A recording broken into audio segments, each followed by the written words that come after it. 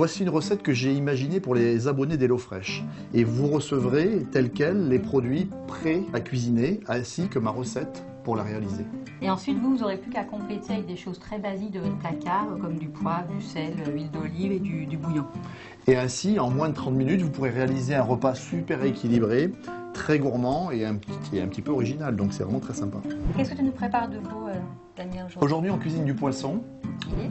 Tu vois, on l'a reçu, il est impeccable, des pavés de lieu jaune qu'on va cuisiner à la verveine avec un risotto tout simple. On va commencer par éplucher l'oignon Ok. et on va le ciseler.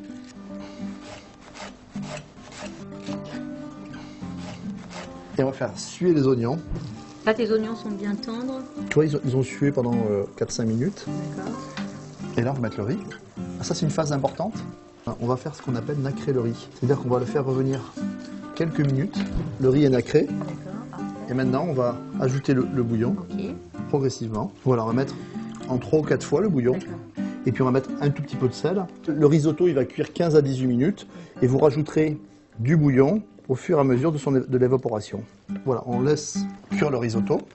Pendant ce temps-là, on Tu va t'occuper du poisson. s'occuper du poisson. Regarde, le poisson, il est impeccable. Le poisson, si tu veux qu'il se tienne mieux, on va l'assaisonner un petit peu. D'accord. Tu vois, ici, avec un tout petit peu de fleur de sel ou du sel, ce que vous avez dans votre placard, ça permet d'avoir un poisson qui se tienne mieux à la cuisson. Donc, tu vois, on va le rôtir doucement à la verveine, ici. On va mettre...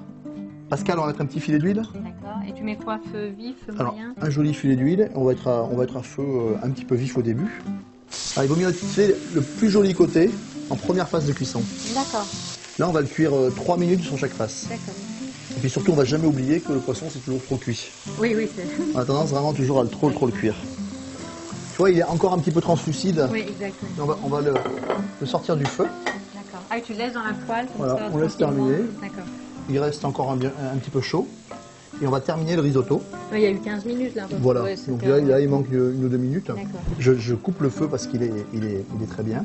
D'accord. Je vais mettre le parmesan. Donc une fois que le feu est coupé. Voilà. Et là, il y a ce geste qui est super important dans un risotto.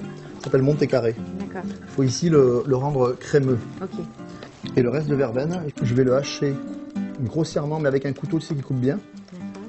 Et en dehors du feu, on va ajouter la petite verveine fraîche qui va venir infuser. Ah, ça sent bon. C'est simple, c'est frais.